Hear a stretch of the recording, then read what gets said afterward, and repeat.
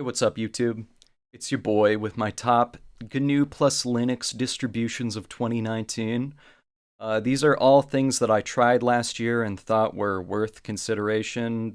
Most of them are non-vanilla style stuff, so these are my top picks for 2019 as a desktop operating system.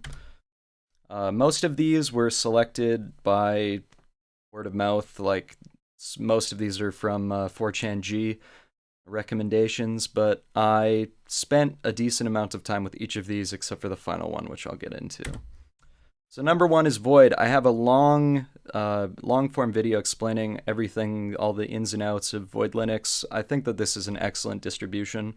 And one of the things that makes it so great is its packaging system. The XBPS or X binary packaging system is, in my opinion, substantially better than Pacman could ever be. It's my most favorite package system that I've ever used, and it also comes with its own version of build from source community packages, which are managed on a public repo as well, so you can submit additional packages that may not be part of the main branch. Documentation for this is still extremely good. Void Linux is similar to BSD and Arch in a lot of ways. The XBPS is very similar to BSD's PKG package manager, and that's a good thing. Like I said, the documentation is really good. They have a bunch of overlap with Arch, and their official repo does say that they shouldn't include things that are just well documented already on the Arch user database. Is that the Arch Wiki? That's the name. On the Arch Wiki, because everything basically translates over. Our Linux system is a Linux system. You just put a different batch of paint on it. Void is systemd free, meaning that it uses either you could use OpenRC, sysvinit, or runit, and it uses runit, which is a pretty decent little init system. If you are big into minimalism in your system, Void is extremely good. I think that sometimes after a cold boot, and just the essential services running, it was as low as like 50 megabytes of RAM used on my system, which at the time I had 32 gigs of RAM. And lightweight operating systems in desktop environments are extremely good for conserving memory, unlike Windows. So I do recommend Void. If you're an Arch purist who thinks that you're so cool for running Arch, try Void in a VM for a while. It's actually incredibly good. The official repos, some are non-default. You do need to do a bit of monkeying around with a configuration file to set your mirrors and stuff. There's no easy GUI way of doing it, but the documentation is fine. So all you have to do is open up what's it called, 000-sources.conf or something, add your repos, and then save rebuild, and then you have everything. Most of the stuff on the official repos, you'd be surprised that it's actually a gigantic database of, not database, gigantic package base of things that you might need. Basically everything that you could want is in there except for a lot of browsers. They do have a policy for non-Chromium browsers that they don't want to include all of them. Like if you're an open source Chromium project guy, you know about Brave and Iridium and those types of projects. They have a stance against holding those packages for some reason. If you want them, you can still install them, obviously. But they're not on the official repos. What's some other stuff? XBPS SRC is awesome as well because of the flag system. You can install things like multi-arch. I think I needed Wine, one of the testing branches of Wine. Wine was in XBPS SRC. And to configure it to i386, you do have to do a tiny bit of configuration stuff that's not well documented, but everything that you could want to do as a normal person using it as your day-to-day, you can achieve on Void with minimal frustration. And like I said, the documentation is fine. You're going to have no difficulty setting things up. But this is very much an enthusiast distro. I would recommend, if you're just going to install it out of the box, going with probably the LXQT version of it. I do like LXQT quite a bit. Uh, it does come in a couple flavors. What does it come in? XFCE, LXQT, LXDE, and then there's like an architect version that comes with nothing. So the installer is also pretty good. It's what's the term? Like the blue boxes and stuff. That the old style. What are those called? Whatever. It's like a DOS style prompt, like it's a GUI just inside of the terminal. Those have a name, and I do say it in the Void Linux video. But if you're interested in this, I have a longer video that you can go watch. It's an excellent distribution, and I spent the most time on desktop Linux with this excellent distribution. Next up, we have MX Linux. Now, this distro in 2019, I think early 2018, this really started to kick off. People love this. This is like the go-to Debian distro by a bunch of people, and it's super beginner friendly. And here's another really good thing. It allows non-free drivers out of the box, which for a lot of people that want to play games on their system, they don't they have a lot of trouble installing non-free drivers, even though it's like two commands. But out of the box, non-free drivers is really good for just reducing the headache that might be involved with using whatever system. If you hang out on like r slash play on Linux or League of Linux, people that are attempting to play Windows games on Linux, they end up getting a bunch of errors because they don't have the 32-bit wine libs for their graphics card. So non-free drivers out of the box helps a bunch with that. Obviously, there's some licensing stuff like if you want to be totally Libra, this is probably not the distribution for you.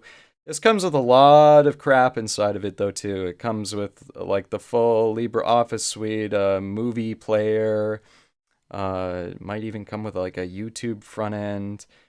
It's XFCE out of the box, but it's highly tweaked and it uses what's that? Whisker menu. It looks like GNOME with the bar or whatever Canonical's old one was called.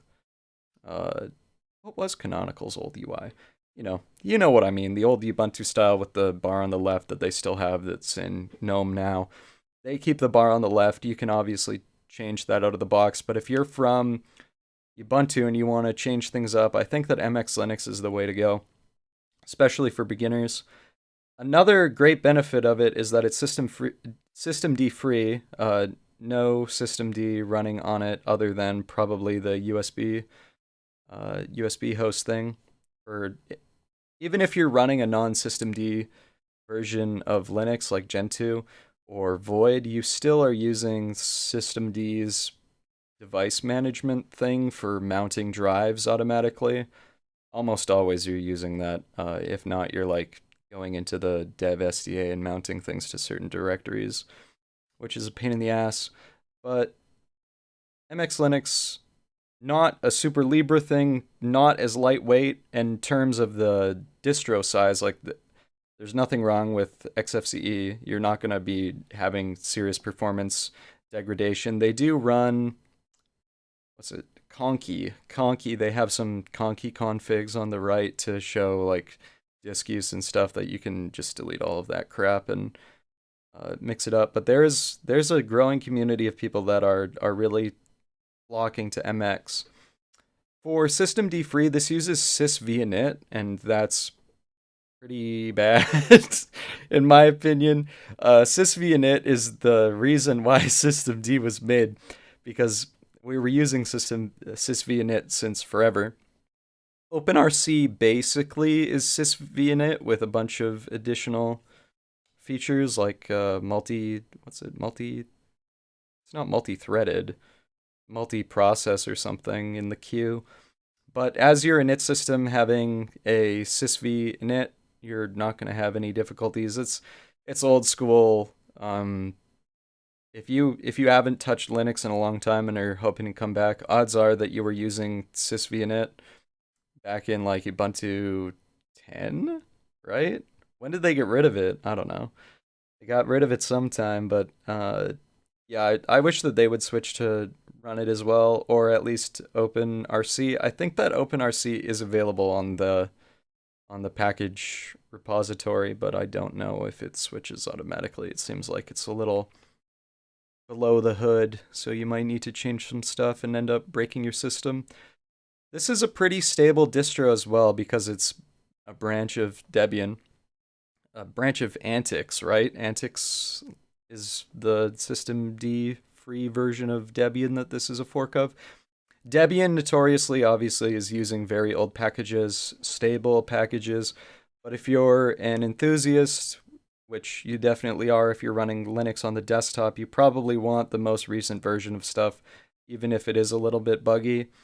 So by default, you're on the normal branch, which I think might be a little bit more up to date than regular Debian, but not by a lot. They have a graphical software manager as well that you can go grab bleeding edge packages from, and I'm sure that you can change your default repositories to bleeding edge as well.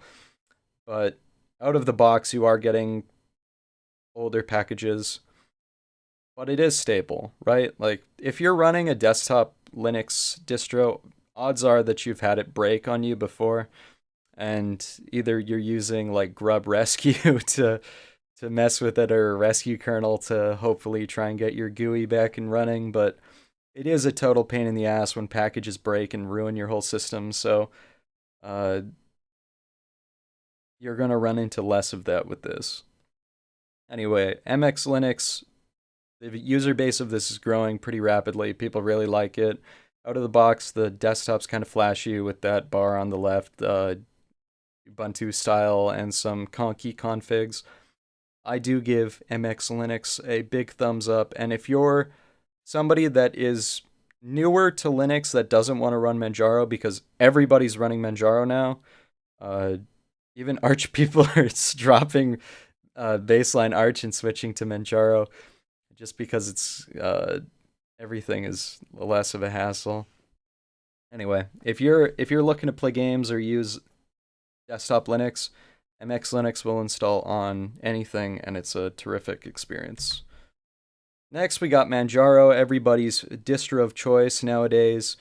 If you're a Manjaro defector and you want something new, I would recommend Void. But if you just want the least hassle possible as a desktop Linux enthusiast, Manjaro is the way to go. Um, Everybody knows Manjaro, everybody uses it. It comes in a bunch of different community flavors as well. My favorite DE for Manjaro, you're probably going to have your own personal favorite, but anything that's not KDE is pretty good. Uh, you probably are going to be really happy with all of the default flavors. They don't offer LXQT as a default, but they have a remix tool inside of the distro, which is always really nice. Remix tool just meaning like you make your own community version that you can throw up and say like, hey, this is down the crop Linux. Come download down the crop Linux, but really it's just Manjaro with like different wallpapers. uh the It's called a respin, right? Linux respin. So there are respins with essentially everything that you could ever want. And it uses the Arch repositories. So it has every package that you could ever want, and they're all very, very, very up to date. Yourt, I don't know if you guys have used Arch for a long time, but I used to use Yourt, and apparently that package is deprecated or the project is dead or something and they didn't want to pass over ownership. Maybe it had like a security flaw, I don't know, and they just weren't feeling like fixing it. But there are alternatives. I'm not entirely sure what Manjaro ships with. It might come with Yai or Paku. They do the same thing. They just grab from Arch user repository and install from source, or if it comes with binaries, whatever. So Manjaro, easy, simple, comes with non-free stuff as well, and a graphical installer for non-free if you're afraid of using the terminal. Out of the box, Manjaro is fast, it's clean, it includes essential stuff, in my opinion. Like, it's not too overbloated. It is a little bit overbloated if you're somebody that just wants the minimal amount of packages as possible for when you do uh, neofetch, and it pops up how many packages you have installed. If you're if you're somebody that wants to have the lowest amount of packages installed on their system, probably baseline Manjaro is not the way to go, and you'd be happier just building, no, go Arch, install whatever packages you want. But at that point, you're kind of in crazy person land like me. Manjaro will make everybody happy. It's got a big install base. So the documentation for anything that you would want to do is there, and underneath the hood, it's just Arch. Uses systemd though, so if you're a systemd hater, Manjaro's not the way to go. But in terms of a reliable, fast Arch-based system, Manjaro's what is what everybody's using, and for a good reason. It's an excellent distribution. Installs on everything too. If you're somebody that has new hardware, Manjaro will very likely work on it, because some you might like try to install Mint or something and your graphics don't work, which is surprising, because Ubuntu and Mint are both using very, very up-to-date versions of the kernel, but you're going to get the most up-to-date versions with something like Manjaro. And it does have easy kernel management. If you're somebody that likes to mess around with newer versions of the kernel, you can install different branches, but Void has excellent kernel extensions and stuff too to allow you to switch between a couple if they break your system, which it will if you're on bleeding edge systems like Void and Manjaro even, which holds back kernels from forcing everybody to update for a while. Rolling release stuff is notorious for breaking your shit with kernel updates, but hey, that's what you signed up for. Clear Linux. This is the project by Intel that they have performance improvements that everybody says, "Oh my god, it's so fast," when in reality it's like marginally better at some things. I looked this up. The performance improvements are from kernel patches, which if they're a really good kernel patch, they'll get merged into the mainline kernel anyway.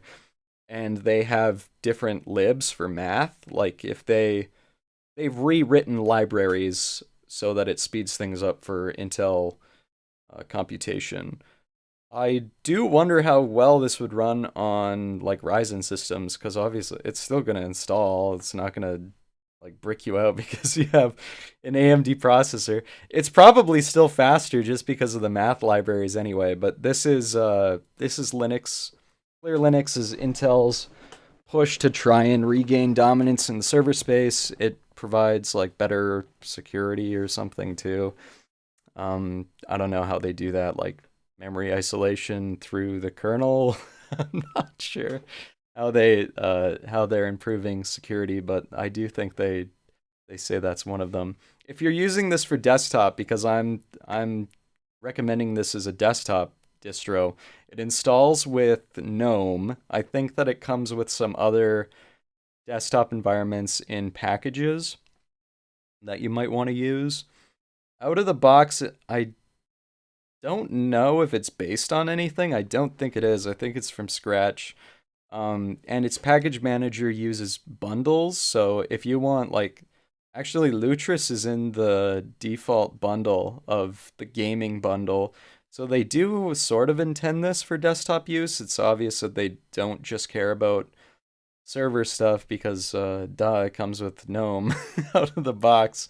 There's definitely a server version of this as well, but Clear Linux also targets desktop. And if you're an Intel guy and want to know when you're going to sleep at night that your computer is as fast as it possibly could be, I think Clear Linux is probably the place to go. But the performance improvements, like for day-to-day stuff, it's not like you're going to be running on Ubuntu 1804 or something, playing Counter-Strike on Linux and getting 120 FPS, and then on Clear Linux you're going to get 200.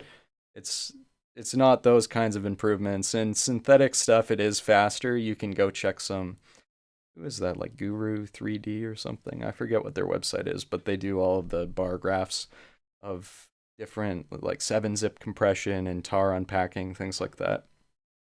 They do all of that, and Clear Linux does have advantages. Poor BSD always loses those, but, it's poor BSD. Oh! if I could recommend something that you don't use, desktop BSD is really bad. Ghost BSD and free. What's the one with the True? Is that True OS? Yeah, I think FreeBSD doesn't come with the desktop out of the box. TrueOS and Ghost Linux and Ghost BSD are both a nightmare to use on desktop.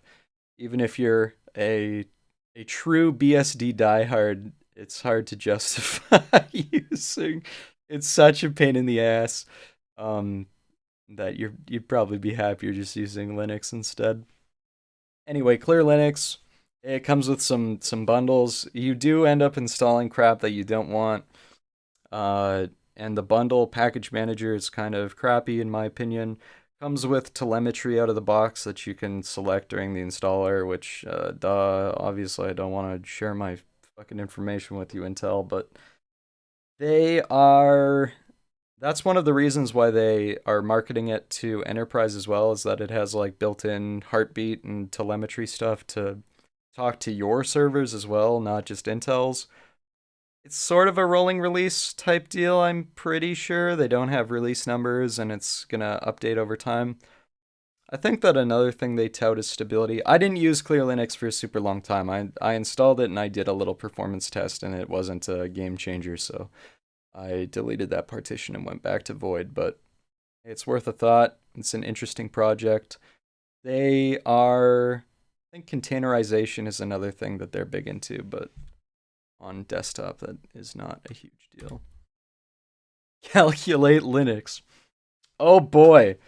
So I went down a rabbit hole of I was going to make a video comparing the performance of League of Legends, a game that's not supported on Linux, in Ubuntu 1804, which would be like the normie distro, like, oh, don't use that, you're going to get performance impacts, it's going to be slower by 0.0001%. Uh, and then I was going to run it on Arch, baseline Arch, or Manjaro, and then I was going to run it on Gentoo and say, dude, look, it's Gentoo. Like, I built the kernel.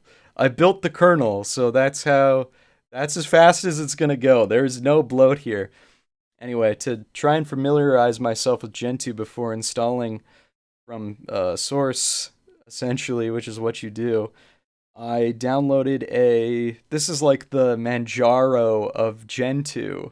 It's called Calculate. There's another one called Sabayon Linux, but holy cow, boys, the Gentoo distribution is from a different time. If you are a normal person and try to use Portage and Emerge to manage your packages, wow, you are going to have a really bad time. It's ultra complicated for no real reason.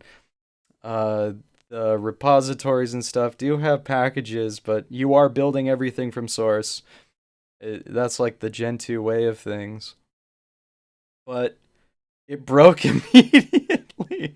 I installed it and then updated, and then it wouldn't turn on again. So that that goes to show you the stability of this system. But hey, out of the box it worked, and it came with some neat goodies. It used LXQT, which is my preferred desktop environment, so that was cute. But this is definitely not a recommendation unless you're somebody with a lot of time to burn. Calculate Linux is a real waste of time. Same with the Sabayon Linux. Sabayon out of the box, it booted into the live CD, and then the installer completed, and then it wouldn't boot from the installed drive. Like, what distros do that nowadays? Nothing, right? Like Manjaro or any other. What was the Archbang and the other out of the box stuff? What was it? And Andragos Linux was the other Arch based easy installer. They work out of the box. Like, you install it, you run through that forked installer that everybody uses. I tried to look up the name of that, but I couldn't find it because all of these use it, except for Void. Obviously, Void does not. Void does not fall to that. It uses Ncurses, that's the name. Ncurses is the way that they made that UI. So it uses the Ncurses, but all of these use that forked version. I don't know who made it, but it's the same installer that you find on Mint and Ubuntu. All of these use it. But out of the box, Sabayon did not even boot after installation. So desktop Gen 2, I think, is probably still a ways away. Here's an interesting fun fact. Did you know that Chrome OS is based on Gen 2?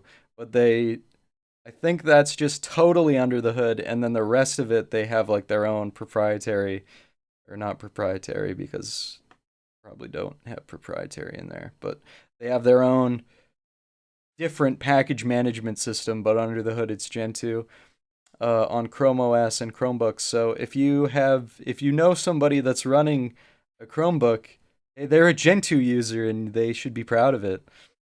But that's what I got there. Things that I look for a distro, like I said, the installer should boot into a desktop and let me install it, and then after I reboot, it should still work. Which, it's out of this world that there are a lot of distros that don't do that. I am running substantially newer hardware than most people on a upgrade cycle. So especially graphics stuff like GTX 2080 is not supported by a bunch of stuff, and the Nova U drivers for open source NVIDIA that most things ship with, it crashes the system. It does like a hard lockup if you push the graphics card too hard. So everything should be able to install without issue though. So all of these pass that except for Sabayon Linux. Yeah, new hardware, if you're on bleeding edge stuff, most of the time it'll at least boot.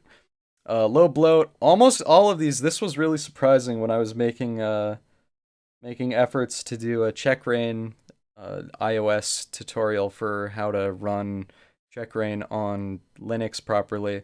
I was trying to find the smallest Linux distro just so that it would speed up people's download times, but almost everything, even Puppy Linux and Baseline Arch, are like 800 megs. Why? Even stuff that shouldn't have size at all, like Puppy Linux shouldn't have any size. The Arch installer ISO, I think, is over 350 or like 600 gigs, or 600 gigs. 600 megs for sure, right? We could go look it up after this, but almost every distribution is 800 megs or bigger, which is pretty disgusting, considering that you could just install all this stuff over the network, right? But uh, I don't know. There's a use case for some things to be that big, but I also think you should just release a version of your distro that doesn't come with crapware in it. Fun fact, the Ubuntu installer, if you choose minimal installation, it installs those packages during the install, and then the installer uninstalls them, which is is pretty funny that they do it that way, because you're one step forward, one step back. Okay, there we go. Now we're back to the point where we didn't have them installed. You open the installer, they're not installed, the installer completes, they're installed, then they're removed again, which, that's just bad design in general. And large software base, all of these have good enough default repos and repositories of people having things. You're not going to go wrong with any of these except for Calculate Linux and possibly Clear Linux, because it's all of their packages are managed by Intel. I don't think that you can submit stuff. But those are things that I care about mostly. Is you should have a seamless experience once you have it installed. If you want to install Google Chrome, or you want to install non-free drivers, or you want to install Lutris or something, most of those should all be in the default repos. And if you are installing something like Lutris, maybe it's a little bit off the beaten path. But like Steam or Discord now, Discord is not part of most of the default repos, even the non-free stuff, which is sad. That should be included on most things, but it really isn't. Those are just some things that I care about. And that's the end of my TED Talk. Hey, thanks for watching.